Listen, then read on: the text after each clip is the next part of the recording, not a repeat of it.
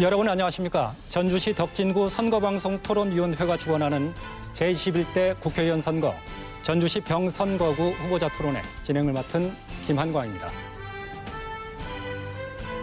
앞으로 4년간 일할 지역 일꾼을 뽑는 국회의원 선거가 4월 15일에 치러집니다. 유권자 여러분께서는 어떤 후보에게 소중한 한 표를 주실지 결심을 하셨는지요? 아직 결정하지 못했다면 오늘 토론회가 도움이 되길 기대합니다. 오늘 토론회는 전주 MBC가 생중계하는데요. 전주 MBC 유튜브 채널과 중앙선거관리위원회 등을 통해서도 실시간 시청과 다시 보기가 가능합니다. 함께해 주십시오. 오늘 후보자는 공직선거법에 따라 두 분을 초청했습니다. 좌석은 사전에 추첨으로 정했습니다. 후보 소개하겠습니다. 기호 3번 민생당 정동영 후보입니다. 안녕하십니까, 정동영입니다. 기호 1번 더불어민주당 김성주 후보입니다. 예, 안녕하세요. 김성주입니다.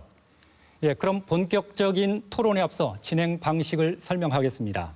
오늘 토론은 기조연설을 시작으로 공약 발표와 공통 질문, 개별 질문, 그리고 주도권 토론 순서로 진행합니다. 모든 질문과 답변은 시간이 정해져 있습니다. 후보자들은 정면에 있는 타이머를 보시면서 시간 안에 답변해 주시기 바랍니다. 토론의 의미가 퇴색하지 않도록 상호 비방이나 인신 공격은 삼가주길 바랍니다.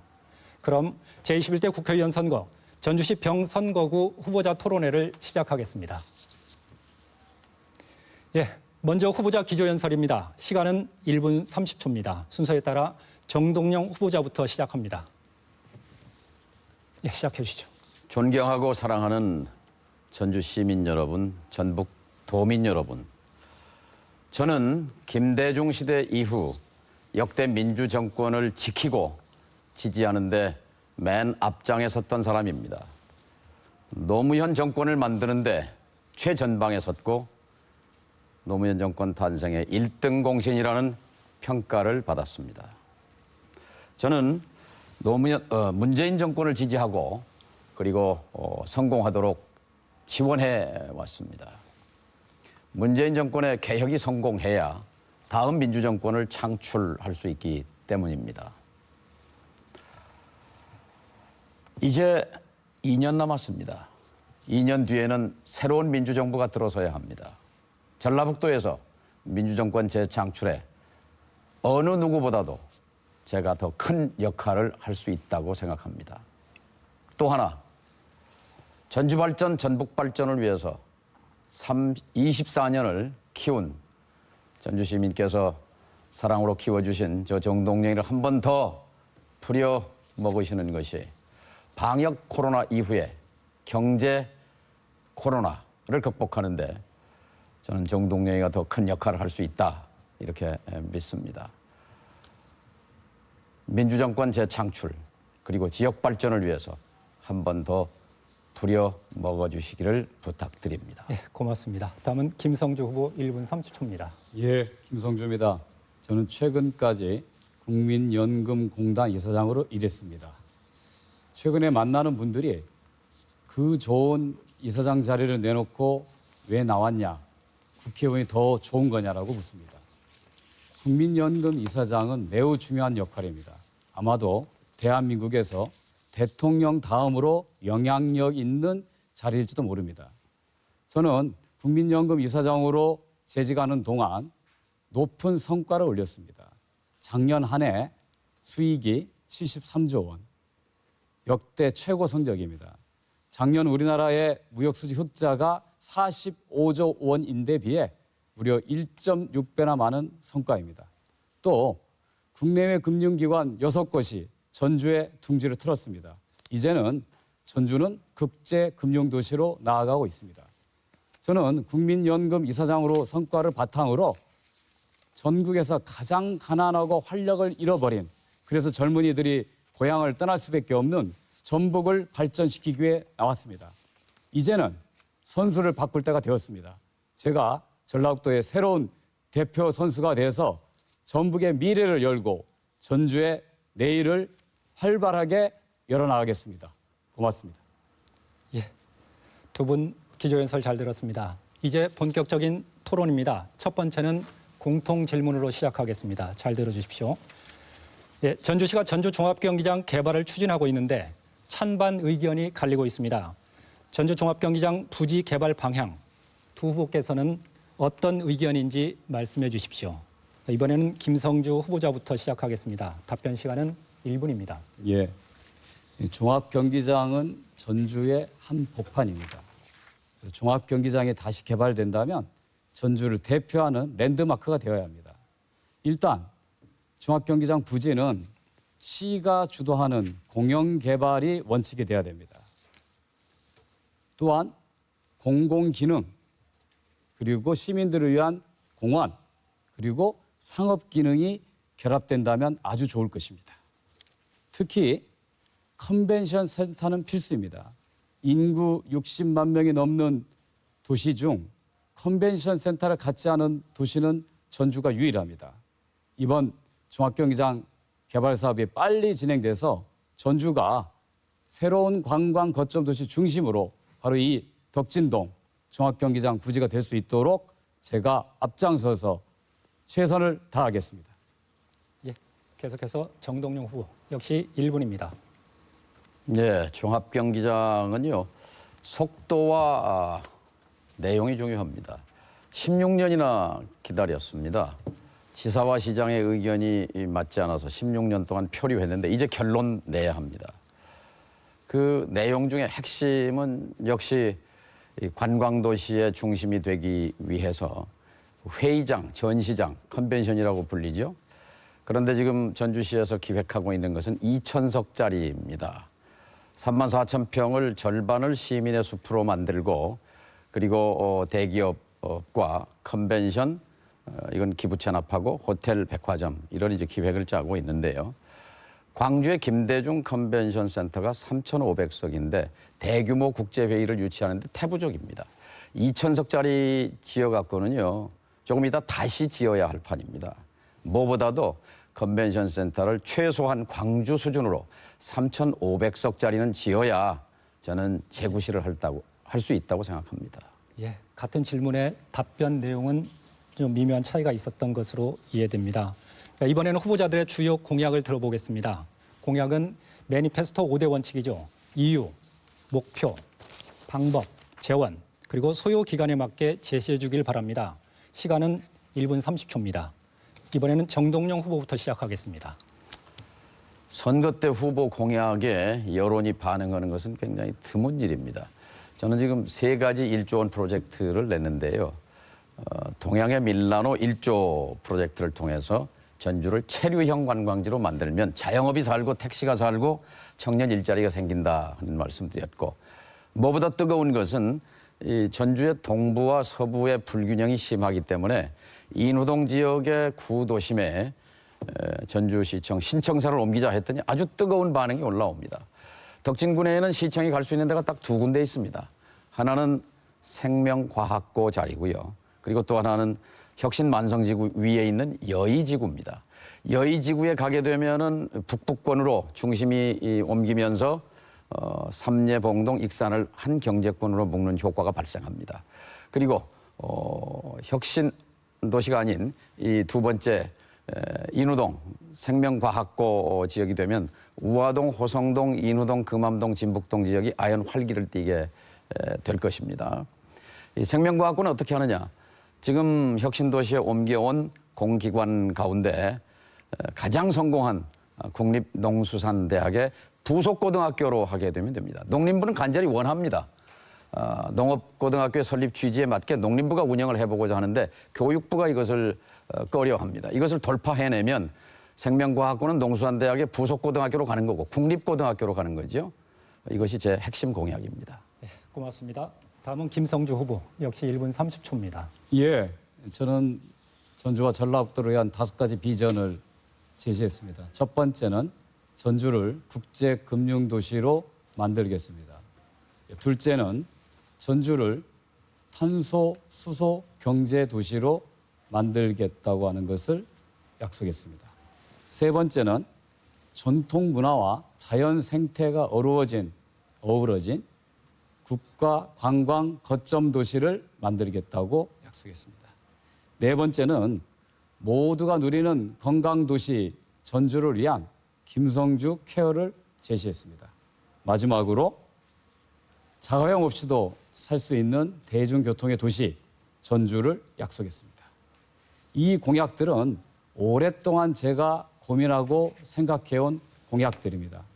짧은 시간 동안에 졸속으로 만들어진 공약, 표를 얻기 위한 공약과는 근본적으로 차이가 있습니다. 기본적으로 정치인들은 비전을 세워야 됩니다. 그 비전에 따라 목표를 제시하고 계획을 세우며 실천해낼 수 있는 진짜 정치인이 우리 지역에는 필요합니다. 선거 때만 되면 표를 얻기 위한 이런 공약들, 사회적인 논란과 주민들 간에 갈등하는 공약으로는 진정한 의미의 지역 발전을 이룰 수가 없습니다. 저 김성주는 장기적 비전과 목표를 갖고 꾸준히 실천하는 공약만 제시하고 실천해 왔습니다. 예, 감사합니다. 답변에 가시가 담겨 있는 듯한 느낌인데요. 다음은 이 방금 말씀하신 후보자들의 공약을 한 걸음 더 들어가서 물어보는 개별 질문 시간입니다. 먼저 김성주 후보자에게 질문 드리겠습니다. 방금 말씀하시기를 후보께서는 전북을 제3금융중심지로 지정하겠다고 하는 내용이 담긴 전주 국제금융도시 실현 공약을 약속했습니다. 지난해 전북이 제3금융중심지로 지정되지 못한 가장 큰 이유는 무엇이라고 생각합니까? 그리고 또 앞으로 전북을 제3금융중심지로 지정하기 위해 어떤 묘안을 가지고 있는지 말씀해 주기 바랍니다. 답변 시간은 1분입니다. 예, 금융중심지는 현재 서울과 부산이 지정되어 있습니다. 금융중심지법에 의하면 다 금융중심지라 하면 다수의 금융기관이 모여서 금융거래를 이루는 곳이라고 되어 있습니다. 그 작년 초에 금융중심지 지정 논란이 있었을 때에 전주에는 국민연금공단 외에는 어떤 금융기관도 혁신도시 없었습니다. 그 사이 6개의 국내 금융기관이 전주에 왔습니다. 저는 앞으로 약 30곳에 이르는 국내 금융기관들을 전주로 불러 모으고 한국투자공사와 같은 금융공공기관들을 추가로 이전시켜서 확실한 인프라를 만들고 난 다음에 문재인 대통령 임기 내에 금융중심지 지정을 반드시 이뤄내겠습니다. 예, 끝났습니까? 예, 다음은 정동영 후보 개별 질문입니다. 방금 말씀하신 내용이기도 한데요. 후보께서는 조선 월드파크 1조 원 프로젝트를 통해서 전주를 동양의 밀라노로 만들겠다고 약속하셨습니다. 이전 총선에서도 나왔던 공약인데 그동안 실현되지 못한 이유는 무엇이라고 생각하시는지요? 그리고 21대 국회의원으로 당선된다면 어떻게 실현할 계획인지 말씀해 주십시오. 실현되지 못한 게 아니라 지금 실현 과정에 있습니다. 이태리의 밀라노가 하루아침에 만들어졌을까요? 100년, 200년 걸렸습니다. 전주가 대한민국의 국가대표 관광도시로 동양의 밀라노가 되는 데는 상당한 기간이 필요하죠. 이제 1단계, 2단계에 접어들었다고 봅니다. 제가 24년 전에 초선 의원으로서 동양의 밀라노를 내걸었을 때 한옥마을 지구는 폐허였습니다. 사람들도 다 떠나고 그리고 머리띠 메고 그거 풀어달라고 아우성치던 도시였습니다. 이제 1,000만 명이 찾아오잖아요. 성공했습니다, 한옥마을. 자, 2,500억 준비되어 있습니다. 씨앗돈. 이번에 5대 관광 거점 1,300억에 한류박물관 덕진동 법원 자리에 400억 유치했습니다. 전주역 450억 새로 짓지 않습니까? 덕진연못 250억. 그리고 가상현실센터 AR, VR 우화동에 60억짜리 유치해서 덕진연못을 조선시대 528년을 구현하는 그런 세종집 테마공원으로 만들겠습니다. 예, 판단은 여러분께서 해주실 것으로 믿고요. 이번 순서는 첫 번째 주도권 토론 시간입니다. 각 후보자는 상대 후보에게 2번 질문할 수 있는데요. 정책 검증으로 한정하겠습니다. 시간은 한 번의 질문과 답변에 2분씩, 후보당 4분입니다. 질문마다 반드시 답변 시간을 보장해 주십시오. 진행이 여의치 않을 경우에 제가 직접 개입할 수도 있음을 미리 알려드립니다. 지금 진행 방식에 대해서는 이해를 하셨죠? 예. 그러면 순서에 따라서 정동영 후보 첫 번째 질문 2분입니다. 네, 국제금융도시의 비전은 우리 모두의 꿈입니다. 그런데 비전과 계획서만 갖고 되는 건 아니거든요. 현실적으로는 이제 부산 정치인들의 반대가 벽이 있어요. 있는데 지난번에 김 후보자는 뭐라고 하셨냐면 부산 의원들을 설득하면 된다. 충분히 설득할 수 있다. 저는 잘못된 관점이라고 봅니다. 설득해서 될 일이겠습니까? 부산 의원들이 자신들 지역에 이해가 걸려 있는데 제2금융중심지로 지정돼서 10년인데 지역 산업 연관 효과가 없는데 전주에 또 제3금융지라고 이게 반대하는 거거든요. 결국은 뭐냐? 문재인 대통령의 공약이기 때문에 이것을 이행하라고 압박해야 하는 것이고 이 정부를 압박해야 합니다. 그리고 도민과 시민의 힘으로 돌파해야 합니다. 저는 도민과 시민의 일치된 힘 이것이 제3금융중심지 지정을 돌파할 수 있는 유일한 힘이라고 생각하는데 동의하십니까? 물론 도민과 시민의 힘이 모아지면 도움이 되겠죠. 그러나 한 지역이 발전하는 데 있어서는 지역에 책임 있는 지도자들이 좋은 비전을 세우고 목표에 따라서 잘 오케이. 제 실천할 필요가 주도권이니까 있다고 거기까지 듣겠습니다. 국민연금이 대통령 다음으로 중요한 자리라고 했는데 국민의 노후 자금을 안정적으로 관리하는 연금공단 이사장 자리를 중간에 사퇴하고 나왔어요. 지금 코로나로 세계 증시가 폭락합니다. 국민연금이 위기입니다. 그런데 이사장 공백 상태가 지금 넉 달째예요. 자, 이사장 없이도 지금 잘 돌아가고 있습니까? 문제가 생겼습니까? 예, 뭐 시스템에 따라서 잘 돌아가고 있죠. 체계적으로 잘 그러면 이사장이 운영되고 있는 거 누구건 알고 상관이 있습니다. 없는 거잖아요.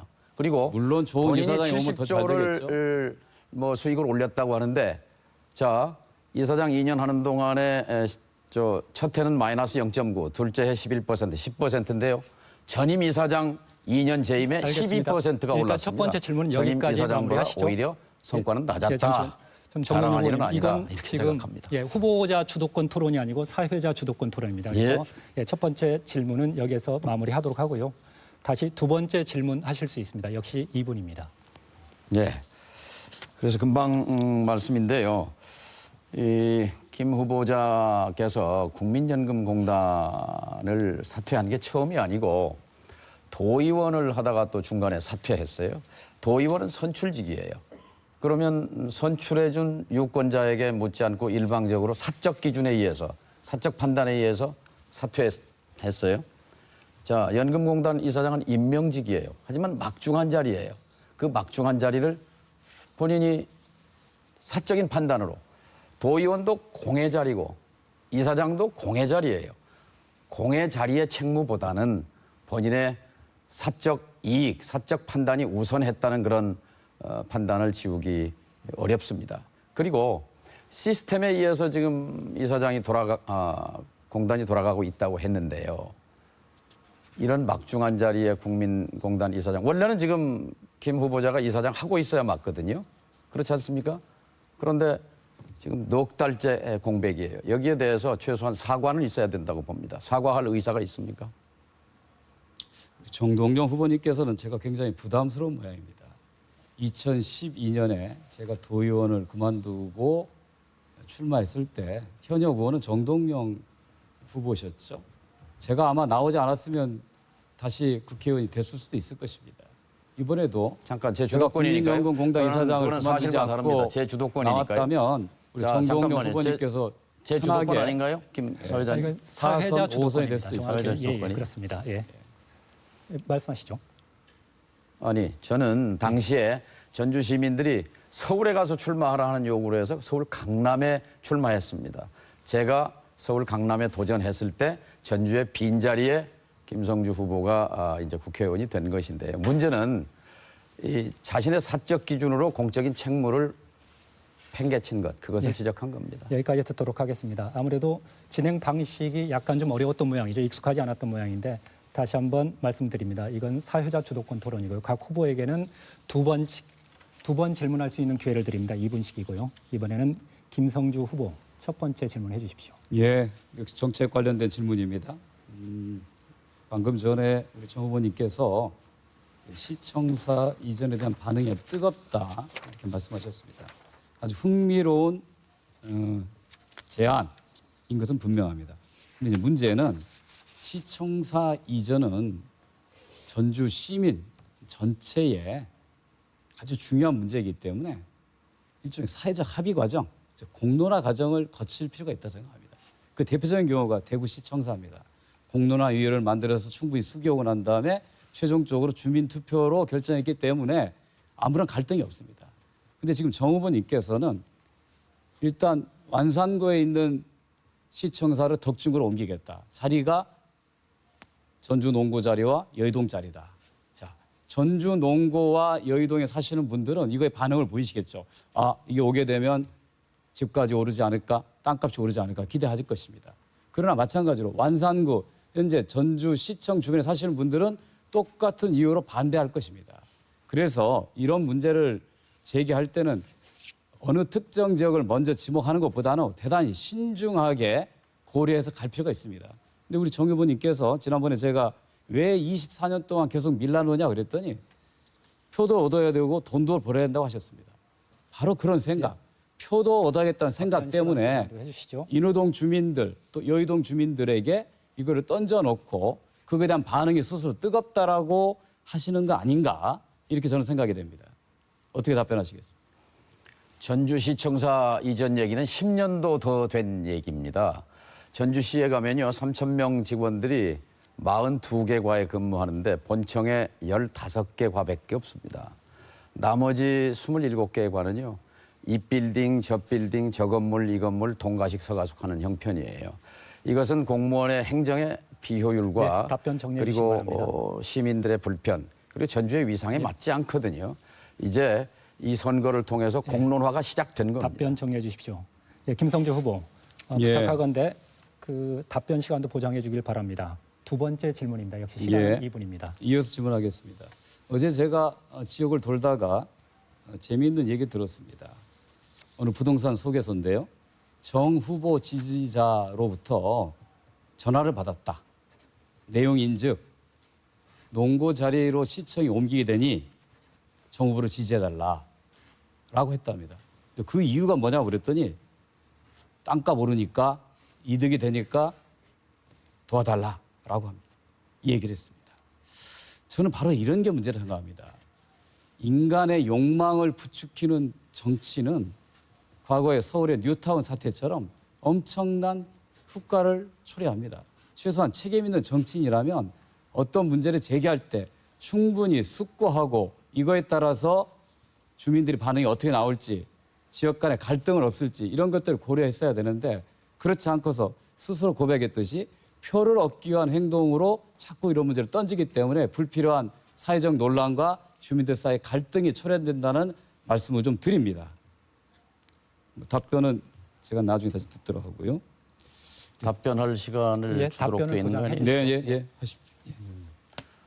자, 전주 발전을 고민하면 당연히 서쪽은 높고 동쪽은 낮습니다. 동쪽은 이 호성우와 인후 금암 지역은 수십 년째 방치돼 있는 거예요. 모두 서쪽으로 가지 않습니까? 도청, 교육청, 경찰청, 신도시, 혁신도시. 그래서 동서의 균형을 맞추기 위해서 당연히 정치인이라면 고민해야 하죠. 그래서 전문가의 의견들을 듣고 이 선거 얼마나 많은 사람들이 이 선거를 통해서 여기에 관심을 갖겠습니까? 이것이 바로 공론화의 시작인 것입니다.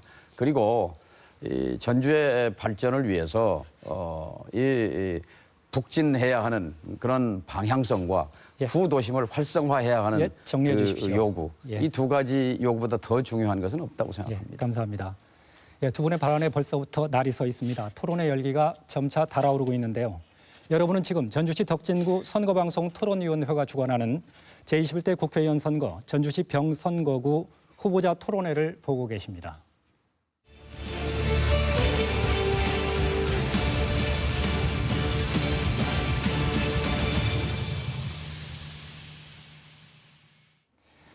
예, 잠시 쉬어가겠습니다. 이번에는 두 번째 공통 질문입니다. 잘 들어주십시오. 지난달 호남지방 통계청이 발표한 국내 인구 이동 현황에 따르면 전북은 전출 인구보다 전입 인구가 전출 인구보다 전입이 만여 명 더 많은 순유출을 기록했습니다. 이 같은 인구 유출 현상은 최근 무려 8년간 계속되고 있는데요. 특히 일자리를 찾아 떠나는 20, 30대 인구 유출이 두드러집니다. 후보께서 청년 일자리를 창출하고 탈전북 행렬을 막기 위해서 어떤 대책을 갖고 계십니까? 후보자별 답변 시간은 1분입니다. 순서에 따라서 김성주 후보자부터 답변하기 바랍니다. 예, 저는 이번에 새롭게 전주형 일자리라고 하는 것을 제시했습니다. 광주형 일자리, 군산형 일자리는 있는데 왜 전주형 일자리는 없는가? 저는 전주의 효성의 탄소 산업과 완주의 현대 자동차를 묶는 탄소, 수소 경제 도시를 제안했습니다. 현재 효성이 생산하는 탄소 소재를 전주에 있는 중소기업들이 완성품으로 만드는 일을 하고 있지 못합니다. 또 효성이 생산한 탄소 소재로 현대 수소차의 수소 연료 탱크를 만드는 원료를 쓰고 있지 못합니다. 전주의 소재 산업과 탄소 소재 산업과 완주의 전주 현대자동차 완성차가 함께 결합한다고 한다면 수많은 일자리를 만들어낼 수 있다고 하는 게 바로 제가 말씀드리는 전주형 일자리의 핵심입니다. 다음은 정동영 후보 1분입니다. 네, 저는 20대 국회에서 탄소 산단 1,800억짜리 만들었습니다. 이제 부지 매입 협상 진행되고 있습니다. 수소도시 만드는데 작년 연말 국회에서 250억 반영했습니다. 말이 아니라 예산으로 반영했습니다. 그리고 드론 범 만들고 지원센터 전주에 끌어왔습니다. 수소, 탄소, 드론. 이것만 갖고는 안 됩니다. 그런데 뭐냐? 전주가 돈이 돌아야 하고 자영업이 살아야 청년 일자리도 생깁니다. 그러기 위해서 동양의 밀라노 1조 프로젝트로 가야 합니다. 전주에 사람 오잖아요. 사람 오는 게 이게 보통 일이 아닙니다. 1,000만 명이 오는데요. 문제는 전주를 한 바퀴 돌고 다 여수로 가버려요. 밤바다 케이블카 탄다고. 체류형 관광지를 만드는 겁니다. 그래서 덕진 연못의 조선 역사를 구현하는 세종 빛 테마파크를 400억 민자를 유치해서 만들게 되면 체류형 관광이 그때부터 시작이 됩니다. 그리고 2,500억 이 씨앗돈을 가지고 1조 프로젝트를 추진하게 되면 국가대표 관광도시로 빠른 시일 내에 올라가게 될 겁니다. 이게 근본적인 대책입니다. 계속해서 공통질문 하나 더 드리겠습니다. 지난 3월 전주 MBC를 비롯한 도내 4개 언론사가 실시한 총선 여론조사에서 전주시 병선거구 주민들은 전주 안주 통합을 가장 시급한 지역 현안으로 꼽았습니다. 또한 전주시는 특례시 지정을 추진하고 있지만 전국적으로 이견이 있어 쉽지 않은 상황입니다. 후보께서는 전북도청 소재지인 전주시가 도약하기 위해서 이 같은 통합과 특례시 지정이 꼭 필요한 건지 아니면 어떤 다른 대책이 필요하다고 생각하는지 밝혀주시기 바랍니다. 답변 시간은 1분입니다. 이번에는 정동영 후보부터 시작합니다. 정치가 중요합니다. 청주 청원은 통합됐잖아요. 전주 완주는 안 됐어요. 근데 전주 완주 통합 무산에는 배후에는 정치인의 사익이 있었습니다. 그래서 이 사익을 추구하면 그 불행은 피해는 모든 사람에게 갑니다. 그래서 이제 다시 출구로 나온 것이 김승수 시장과 함께 추진한 것이 특례시 만들기입니다. 수원, 고양, 용인 그리고 창원 4개 도시를 정부가 100만 이상 돼서 특례시로 지정해서 광역시 대접을 하려고 그러는 거예요. 여기에 도청 소재지인데 광역시가 없는 전주를 포함시키자 하는 것이 정동영 특례시법 대표 발의한 그 법안 내용입니다. 전라북도의 4대 종단 대표들과 그리고 각 정파의 대표들과 함께 행자부를 찾아갔고 장관을 설득하고 그리고 총리를 설득하고 하지만 정부의 의지가 박약했습니다. 이제 21대 국회로 넘어갔습니다만 이건 역시 힘 있는 정치적 돌파력과 함께 도민과 시민이 함께 해주셔야 한다고 생각합니다. 다음은 김성주 후보 1분입니다. 전주 특례시 지정은 꼭 필요합니다. 제가 다시 국회로 들어가면 특례시 지정을 위해서 앞장서겠습니다. 전주 완주 통합은 전주를 위해서가 아니라 전북 발전을 위해서 반드시 이뤄내야 합니다. 아까 제가 말씀드린 전주의 탄소 경제와 완주의 수소 경제가 만나서 탄소 수소 경제 도시로 가려고 하면 두 도시의 연계가 필수적입니다. 전주와 완주는 분리될 수가 없습니다. 생활과 경제가 서로 밀접하게 연관되어 있습니다. 두 도시가 하나가 된다는 것은 더 커지는 것이고 더 좋아지는 것이고 그것이 바로 전라북도를 발전시키는 굉장히 중요한 일이다. 반드시 통합돼야 한다고 저는 생각합니다. 두 분 답변 들어보면 일단 전주시의 외형 확장에 대해서는 다들 공감하시는 것으로 이해하겠습니다. 이번에는 두 번째 주도권 토론입니다. 각 후보자는 7분 동안 자유 주제로 질문과 보충 질문을 할 수 있는데요. 답변 시간 보장을 포함해서 시간 운영에 유념해 주시고 특히 인신 공격이나 비방 발언은 삼가주기를 거듭 당부드립니다. 그럼 순서에 따라서 김성주 후보에게 먼저 7분 시간 드립니다. 예, 우리 정동영 후보님에게 질문하겠습니다. 1996년도에 전주에 어서 첫 출마를 하셨죠. 그리고 2020년 현재까지 24년 동안 혹시 전주에 집을 소유하신 적이 있으신가요? 지난번에 선거 때 정동영은 당선만 되면은 서울로 가버린다라는 그런 흑색 선전에 시달렸습니다. 그래서 전주로 이사를 왔습니다. 그런데 1가구 2주택 소유는 문제가 있잖아요. 그래서 현재는 송천동에 전세를 살고 있습니다. 4년 동안. 예. 후보자 재산 공개 내역을 보니까 강남의 아파트를 소유하고 있습니다. 맞습니까? 제가 MBC 기자였을 때 MBC 아니, 조합 어떻게 시간이 아파트를 없으니까요. 샀습니다. 나중에 소명하시고요. 그런데 예. 그 뒤에 정치를 하면서 단 한 번도 집을 옮긴 적이 없습니다. 예, 그러니까 강남의 아파트를 갖고 있는 건 맞는 사실이다 하셨죠. 이게 뭐 신고가액은 한 10억이 좀 넘는 걸로 되어 있고 시세는 한 20억 정도 된다고 합니다. 그런데 아까 말씀하신 것처럼 전주에는 현재 송천동 에코시티에 전세로 살고 계시죠? 네, 송천동에 살고 있습니다. 예, 전세로 살고 계시죠. 제가 자료를 준비해 왔습니다. 자, 본인 아파트는 강남에 있고 본인의 현재 살고 있는 전셋집은 송천동 에코시티에 있습니다. 자, 최근에 이낙연 총리나 황교안 대표가 종로에 출마하면서 강남의 집을 처분하고 종로로 이사하신 사실 알고 있습니까? 글쎄요. 잘 모르셨죠? 우리 정동영 후보하고 너무 다르죠. 2016년 선거에서는 송천동에 주공 아파트 전세를 얻으셨습니다. 아마 2,000세대에 달하는 대규모 아파트죠. 이번에는 수만 명이 사는 에코시티에 전세를 얻으셨습니다. 저는 집은 주거용이라고 생각합니다. 저는 지금까지 진북동 우성 아파트에 97년부터 지금까지 살고 있습니다.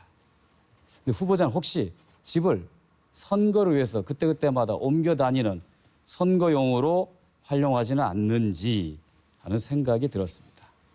정 후보님에게 한번 여쭤보겠습니다. 선거가 끝나면 강남에 집을 처분하고 전주에 집을 장만하실 생각 있습니까? 궁색한 질문인데요. 97년부터 진북동 우성 아파트에 살았다고 말했듯이 저는 MBC 조합주택에 들어가서 지금 33년째 그대로 있는 겁니다. 87년부터 33년 동안 살아왔습니다. 그런데 지난 4년 전에 송천동으로 전부 이사를 온 거죠.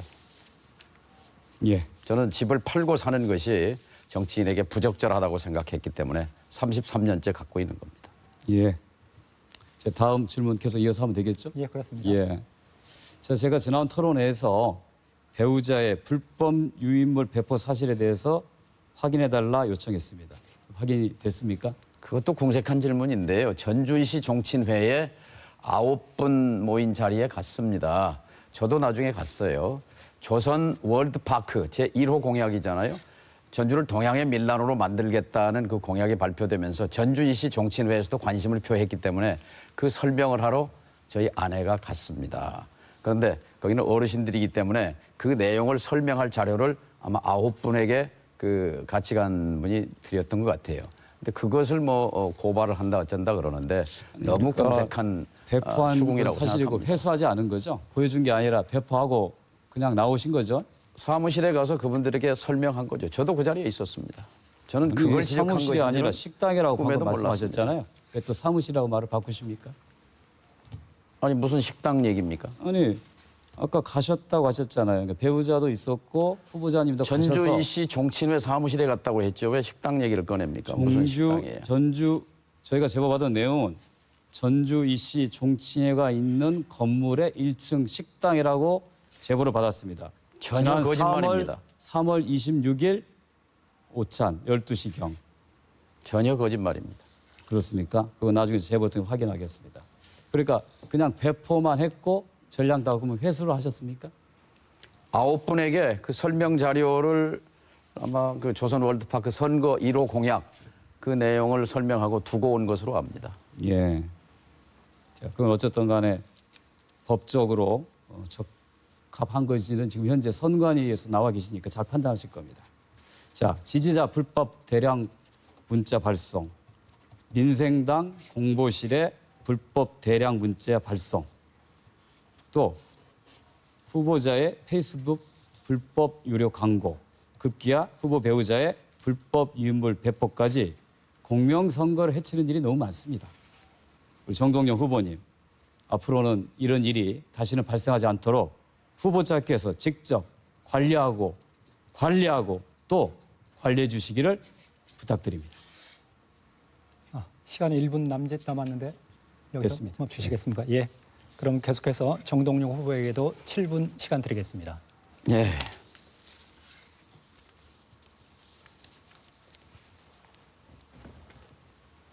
자, 도표를 하나 가져왔습니다. 지난번 TV 토론 때 김성주 후보자는 이렇게 말했어요. 국민연금공단이 투자한 대주주 회사에 다우기술 키움증권그룹의 자회사에 김 후보자의 형이 경영고문으로 있는 사실을 아느냐. 모른다고 했습니다. 모른다고 했죠? 예. 이 명함을 제보한 분이 있어요. 작년에 이 명함을 받았다고 했습니다. 어떻게? 예. 작년에 국민연금공단 이사장 시절에 형이 그 관련 회사, 자회사 이건 취업 비리에 해당할 수 있다고 생각합니다. 답변하시겠습니까? 예. 그래서 제가 저는 토론회 듣고 난 다음에 제가 직접 확인해 봤습니다. 그 회사의 경영 고문으로 명함을 여기까지 갖고 듣겠습니다. 다니는 아무튼 것은 그건 사실이고 명함은 그러나 맞으니까요. 2017년에 그만뒀다 이렇게 얘기 들었습니다. 작년에 2017년에 그만뒀다고 하는데 명함은 작년에 받았습니다. 2017년 11월 달에 제가 국민연금 이사장에 취임했기 때문에 그 전에 있었던 일입니다. 본인은 그러니까 2016년 국회의원 낙선, 동생이 낙선 후에서 이사장 취임 전까지만 했다라고 얘기하는데 속아 웃을 일이라고 생각합니다. 그리고요, 제가 김성주 후보자에 대해서 지적하는 후배 정치인에서 이렇게 지적하는 것은 무슨 흠집내기나 이런 차원이 아니고 공과 사를 얘기하는 겁니다. 겉과 속, 이 두 얼굴을 얘기하는 겁니다. 말하자면 공직을 이용해서 사익을 추구했느냐 하는 굉장히 엄중한 사실을 지금 추구하는 건데, 물어보는 건데요. 지난번 TV 토론 때 이 사업체에 대해서 업종을 모른다 그랬어요. 여기 보면은 회사가 여러 개입니다. 한누리 컴퓨터, 성주 컴퓨터, 무슨 한누리 네트, 뭐 서울법인, 뭐 이 법인, 이 회사들 김성주 후보자가 설립했거나 대주주인 것은 맞습니까? 우리 정동영 후보님께서 항상 사실을 가지고 오시라고 그러는데 잘못된 사실을 갖고 오기 때문에 그 5개 회사가 본인과 전혀 상관이 없습니까? 증폭시키는 역할을 하는 겁니다. 다섯 저 개 회사가. 회사들은 맨 처음에 한누리 컴퓨터로 개인 회사로 창립했다가 유한해서 한누리 컴퓨터로 바뀌었다가 그 후에 주식회사 한누리에서 바뀐 업종을 겁니다. 모른다고 지난 토론회에서 얘기했잖아요. 그래서 제가 이 문제를 제기하는 것이고요. 없어진 그다음에 회사를 가지고 이 그다음에 얘기를 하시니까 문제 아닙니까? 어쨌든 5개를 만든 건 사실이고, 그다음에 가족 회사가 관급을 안 했다 이렇게 말했어요. 관급공사나 따고 관공서 납품하는 회사가 아니다라고 말씀하신 건 맞죠? 그렇게 말했잖아요. 예. 그런데 조달청에 이렇게 좀 우리 사무실에서 좀 확인해 보니까 일부 확인했는데 5건이나 주르륵 나와요. 주식회사 한누리네트가 교육청에 납품한 것, 그다음에 고용노동부 산하 폴리텍 대학에 납품한 것, 전수를 다 조사하면 관급이 쏟아질 판인데 본인이 관급 안 했다, 관급공사 났다고 관공서 납품하는 회사가 아니다라고 말한 것은, 민간 시장에서 영업했다라고 말한 것은 명백한 거짓말 아닌가요? 그러니까 우리 정동영 후보님께서 자신이 있다면 제가 지위를 이용해서 관공서 납품에 자, 영향을 처음에는 행사했다라고 잠깐만요. 단정적으로 말씀하시기 바랍니다. 관급을 안 의혹만 했다고 제기하고 하더니 빠져나가지 마시고 관급한 사실이 주르륵 나오니까 이제는 지위를 이용하지 않았다고 말합니다. 자, 지위를 이용하지 않았다고 했으니까 도의원직을 하나 묻죠. 그 발주처, 관청에 이 발주처, 교육청이든 무슨 관청에 그 공공기관 어느 누구에게나 또 단 한 번이라도 자신의 가족 회사에 좀 도움을 요청한 사실이 있습니까, 없습니까? 없습니다. 그렇다면 만일 그 발주처에 관공서에 단 한 번이라도 아니 몇 번이라도 도움을 요청한 사실이 나오면 책임지겠습니까? 저는 그런 사실이 없기 때문에 책임질 일도 없다. 그러니까 확신합니다. 나오면 책임지겠습니까? 그러니까 정동영 후보님께서는 근거 없는 의혹을 생방으로 진행되는 토론회에서 말씀하신 거에 대해서 도의원 분명히 시절에 책임을 지셔야 됩니다. 교육복지위원 한 건 맞죠? 도의원 환경복지위원 했죠. 예, 교육복지위 간사했죠? 했습니다. 자, 2006년 교육복지위원회가 7월에 도의원이 아니고 되면서 대표이사를 형에게 넘겼는데 2달 뒤에 도정 질문을 합니다. 도정 질문을 하는데요. 도의원 하는 내내 주로 컴퓨터 관련 추궁과 질문에 집중합니다. 자, 여기 한 줄만 읽어볼게요. 정확하게 보유하고 있는 서버 현황과 유지 보수 계약이 도래되었는지 여부에 대해 저한테 자료를 주십시오. 유지 보수 관련된 예산을 전체 한번 다 뽑아 주십시오. 이렇게 도의원의 직위를 이용해서 이것은 도의원의 발언이 아니라 사실은 사업하시는 분의 발언입니다. 그런데 사업하는 분은 교육감이나 도지사한테 이렇게 질문할 수가 없어요. 자, 충분히 도의원이라는 직위를 이용해서 가족회사의 사익을 취했다는 그런 합리적 의심을 하기에 충분합니다. 합리적 자, 의심을 자, 말씀하시지 보십시오. 마시고 공직자윤리법에 구체적인 보면요. 사실을 말씀하십시오. 공직자윤리법 아시죠? 공직자윤리법의 취지는 뭐냐면요. 공익과 사익의 충돌을 방지하기 위해서 국민의 봉사자로서 공직자윤리 확립을 위해서 만든다 이렇게 돼 있고 그 2조 2항에 보면 공직을 이용하여 사익을 추구해서는 안 된다 이렇게 돼 있어요. 자, 도의원 하는 6년 내내 노후 컴퓨터 교체해라, 예산 투자 늘려라 등등 정보 자료 다 사업 시장 조사 다 한 것 아닙니까? 이것이 어찌 공직자 이해 충돌이 정동영 아닙니까? 후보님. 따라서요. 잠깐요. 이건 제 시간입니다. 윤리적으로 적격하냐? 공직자로서 당연한 그 의무를 다하지 않은 데 대한 그 책임을 져야 하고요. 그다음에 이것은 공직선거법 위반에도 해당이 됩니다. 무슨 얘기냐면요. 자신이 당선될 목적으로 허위 사실, 그러니까 관급을 했는데 안 했다. 업종을 모른다. 공직을 이용 안 했다. 이런 것들이 드러나게 되면 공직선거법 250조 당선될 목적으로 허위 사실을 얘기한 거에 해당된다는 것을 말씀을 드립니다. 7분이라는 다소 넉넉한 시간이어서 정책 대결과 검증을 기대했는데 결과는 그러지 않은 것 같은데 어떻습니까? 김성주 후보 답변 필요합니까? 주시겠습니다. 예.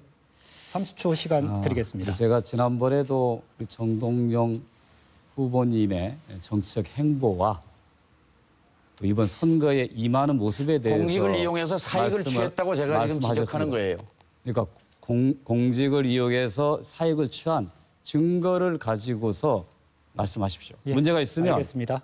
예. 저를 나는 내 어떻게 하실 질문에 건지 대해서 책임지겠습니다. 말씀하십시오. 그러니까 후보님 여기서 거짓말에 마무리해 대해서 주시기 책임지시기 바랍니다. 예, 다음 토론 순서가 또 저는 있습니다. 지금까지 공직을 이용해서 특정 지위를 이용해서 사익을 추구한 적이 없습니다. 예, 단정적으로 알겠습니다. 얘기합니다. 여기까지 정동영 후보께서 그렇다고 생각하시면 김성주 증거를 후보님, 여기서 내놓고 마무리하시죠. 조치 취하시기 바랍니다. 예, 예. 증거는 명백한 관급 5건이 허위 사실을 증거입니다. 예, 두 TV 후보님 토론을 토론 진행에 통해서 협조해 주시기 바랍니다. 말씀하시는 겁니다. 예, 그거에 여기까지 대해서는 마치도록 하겠습니다. 정부의 예. 책임을 져야 될 것입니다. 왜 얼굴 표정이 변하십니까? 예, 여기까지 듣도록 하겠습니다. 잠시 이 분위기를 좀 이렇게 진정시키도록 하겠습니다. 네 번째 공통 질문입니다.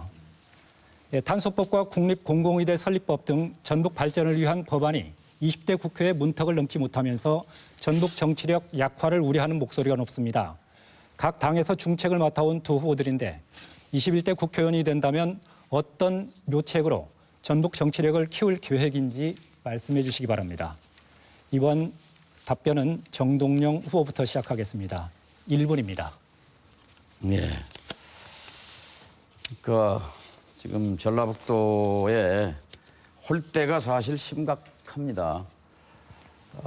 군산 조선소 자동차 문제에 이어서 남원의 공공의대 무산, 그리고 제3금융중심지는 대통령 공약이었는데 헛공약이 됐지 않습니까? 그리고 탄소산업법. 그런데 탄소산업법은 아직 20대 임기가 조금 남았기 때문에 총선이 끝나면 아마 5월 달 안에 이 문제는 처리할 수 있으리라고 생각합니다. 그동안 반대했던 민주당이 입장을 바꿨기 때문에 가능하다고 생각합니다. 결국은 우리가 목소리를 내야 합니다. 그냥 앉아 있다고 누가 우리의 몫을 챙겨주지 않습니다. 일단 전남 광주를 봐도 그분들은 목소리가 큽니다. 정치적 목소리가 큽니다.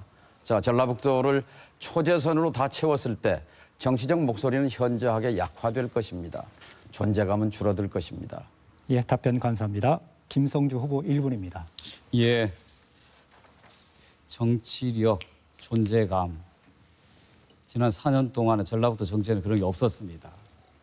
다선 의원들께서 내가 모든 문제를 해결할 수 있는 해결사다라고 주장하고 유권자들의 표를 받아서 국회에 들어갔지만 지난 4년 동안은 전라북도의 정치력, 무기력했습니다. 근데 이제 와서 다시 다선 의원으로 뽑아주면 정치력을 발휘할 수 있다고 합니다. 여당도 아닌 야당, 그것도 몇 석 확보할지 모르는 그런 야당의 처지에서 말입니다. 자, 전북 현안을 해결하는 방법은 간단합니다. 여당을 많이 뽑아주는 것입니다. 힘 있는 여당이 문재인 대통령과 함께 전북 발전을 이룰 수 있는 것입니다. 말로만 하는 정치, 남 탓하는 정치, 분열의 정치로는 전라북도 전체의 존재감 키울 수 없습니다. 감사합니다. 바꿔주십시오. 예. 두 분 토론 분위기가 뜨거운데요. 그래도 시간을 잘 지켜주셔서 시간의 여유가 좀 있습니다. 예비 질문 하나 더 드리겠습니다. 올해 초 전주 신도시 아파트 가격이 급등 현상을 보이고 있습니다. 인구와 가계소득은 그대로인데 다른 지역 투자자들의 개입으로 몇 달 사이 수천만 원의 웃돈이 붙었다는 지적이 있습니다. 두 후보께서는 전주 신도시 아파트 가격 급등 현상을 어떻게 보는지, 서민들을 위한 집값 안정을 위해 어떤 대책을 고민하고 있는지 말씀해 주십시오. 네, 김성주 후보부터 1분 시간 드리겠습니다. 예, 누구나 집을 갖기를 원합니다. 그 집을 갖게 되면 그 값이 올라서 재산이 증식되기를 바랍니다. 그게 대한민국의 서글픈 현실입니다. 제가 예트코시티에 가서 젊은 부부를 만났습니다. 아니, 아직 나이가 젊은데 어떻게 이렇게 좋은 아파트에 살 수 있나요? 씁쓸하게 웃으며 이게 다 빚이죠 그랬습니다. 자신의 모든 인생을 아파트 한 채 걸어놓고 저당 잡힌 인생, 이게 과연 행복할까?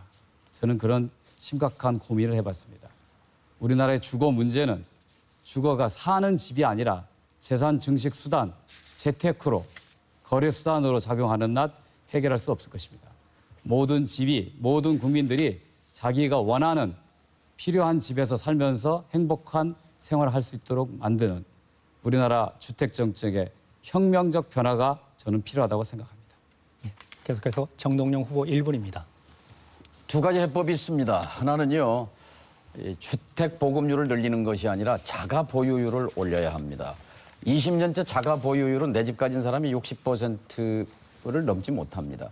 주택 보급률은 106%까지 올라갔어요. 이게 큰 국가적인 과제고요. 그다음에 이번에 당의 1호 공약으로 내놓은 것이 1억짜리 20평 아파트를 100만 호를 공급하면 무주택 서민들에게 주택 마련에 어려움을 덜어주고 특히 청년 신혼부부들에게 주택 문제를 해결해 줄 수 있습니다. 이것은 충분히 가능합니다. 말하자면 아파트 값의 이 급등은 기본적으로 땅값으로부터 시작합니다. 땅은 임대료를 내는 방식으로 하고 건축비 20평이면 500만 원 지어도 1억이면 충분합니다. 이것은 방법이 없어서가 아니라 의지의 문제입니다. 이미 서울 강남 같은 데서도 1억 평당 몇백만 원짜리 아파트를 공급한 사례도 있습니다. 있기 때문에 이것은 예, 정권적 의지가 필요하다고 생각합니다. 예. 예, 토론을 지켜보다 보니까 벌써 시간이 다 됐습니다. 주어진 시간이 다 돼서 아쉽지만 오늘 토론은 여기에서 마무리하도록 하겠습니다.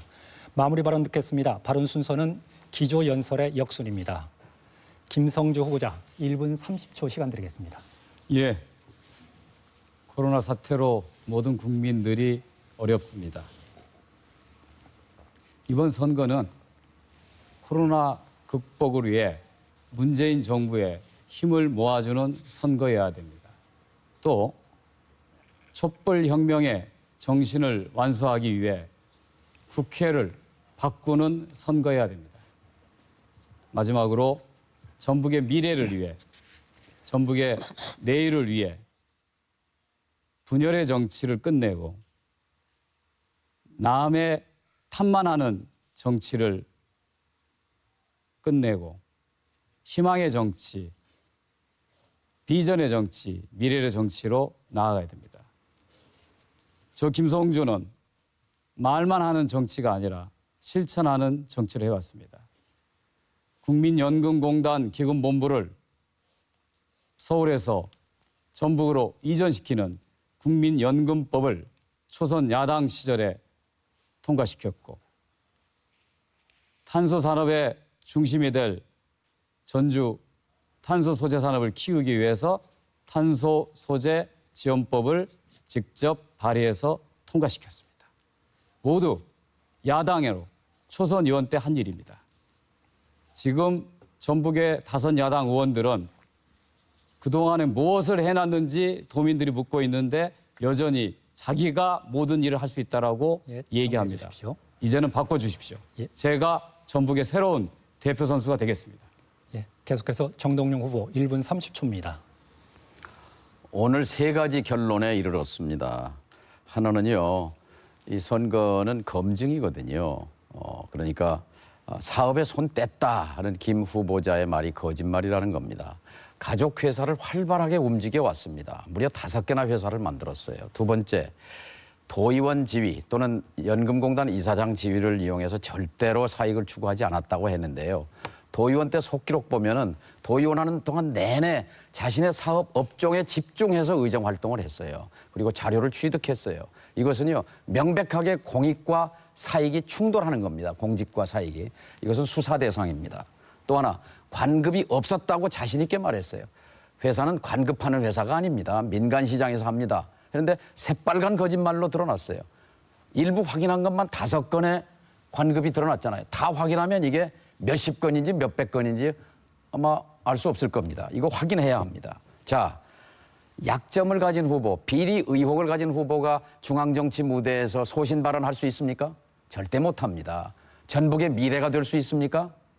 절대 전북의 미래가 될 수 없습니다. 자, 이것은 공직윤리법을 넘어서서 공직선거법 위반 소지가 있다고 말씀드렸는데요. 오늘 국토정보공사 사장이 청렴 의무 위반으로 해임됐습니다. 공단 이사장으로서 만일 이런 사실이 드러났었더라면 해임됐을 그런 후보라고 생각합니다. 시청자 여러분, 오늘 후보자 토론 어떻게 보셨습니까? 모쪼록 후보를 평가하는 데 많은 도움이 됐길 바랍니다.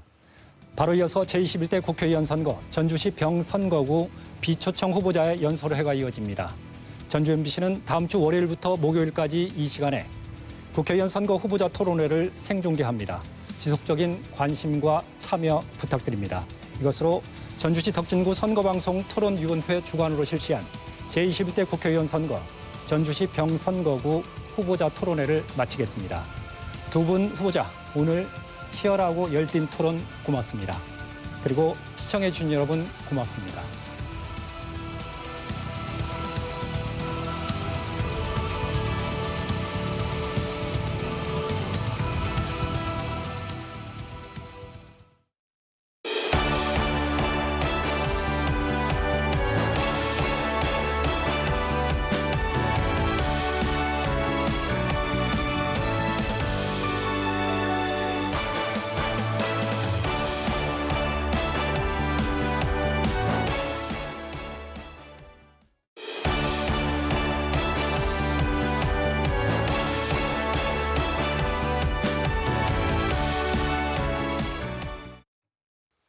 존경하는 전주 시민 여러분, 그리고 덕진 구민 여러분 안녕하십니까?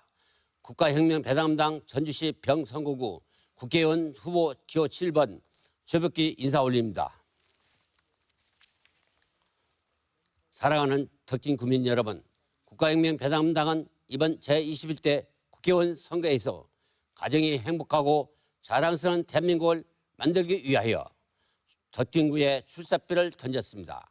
저는 개인적으로 정치, 경제, 외교, 안보 등도 모두 중요하지만 무엇보다도 근본이 되는 것은 가정이 중요하다고 생각합니다. 또한 가정이 행복해야 사회도 건강하고 대한민국 미래도 밝아지게 될 것입니다. 존경하고 사랑하는 전주 시민 여러분, 그런데 안타깝게도 우리나라 현실은 그렇지 못합니다. 왜 그렇습니까? 이혼 증가율과 저출산, 고령화 사회, 청소년, 교육 정책 등 잘못에 인한 탈선율이 모두 세계 1위입니다. 또한 자살률이 OECD 국가 중 최상위이며 농업 또한 어떻습니까? 이것이 오늘의 대한민국의 현실입니다. 존경하고 사랑하는 전주시 덕진 구민 여러분, 과연 이런 나라를 우리 자녀들에게 자랑스럽게 물려줄 수 있겠습니까? 지금 우리의 가정이 송두리째 무너지고 있습니다. 우리가 살고 있는 전주시는 어떻습니까? 또한 이 나라의 많은 직장인들이 고용 불안에 떨고 있습니다. 언제 회사에서 해직이나 안 시킬지 불안해하며 하루하루를 살고 있습니다. 이래서야 되겠습니까? 무엇보다도 젊은 청년들이 질 좋은 직장에 언제든 취직할 수 있는 사회를 만들어야 합니다. 우리의 국가혁명 배당당의 훌륭한 3선 정책으로서 반드시 우리 조국의 번영과 행복하고 선한 세상을 만들 저런 기회가 온 것입니다. 존경하는 전주 시민 여러분, 저 최벽기 후보는 국가혁명 배당당의 3.3 정책으로 반드시 국가와 국민 그리고 전주시 발전 꼭 책임지겠습니다. 사랑하는 전주 시민 여러분, 그러나 덕지구민 여러분 또한 우리의 당은 지역개발을 더 이상 하지 않고 그 예산을 국민들께 매월 150만 원씩 평생 드립니다. 우리 당이 지역개발을 하지 않고 국가 예산을 60% 전략해서 국민들에게 돌려드리는 그 이유는 첫째, 18세부터 1인당 매월 150만 원을 평생 지급하고 65세는 매월 220만 원을 평생 지급하여 배당 혁명을 반드시 이루겠습니다. 둘째, 코로나 관련 긴급 생계 지원입니다. 우리의 국가혁명 배당당은 기필코 150석을 확보하여 코로나와 관련해서 18세부터 긴급 생계 지원금을 1억 원씩 지급하도록 하겠습니다. 셋째, 결혼 시 1억 원과 주택 작업 2억 원을 무상으로 지원하는 등 결혼혁명을 반드시 이루어 망국적인 인구 감소를 해결하겠습니다. 넷째, 출산 시 5천만 원을 무상 지원과 전업주부수당 월 100만 원을 지급하여 저출산 문제를 해결하기 위해서 출산 공연제를 실시하겠습니다. 다섯째, 국회의원의 수를 100명으로 축소하고 무보수 명예직으로 하며 지자체 선거를 완전히 폐지하는 등 정치혁명을 반드시 이루겠습니다.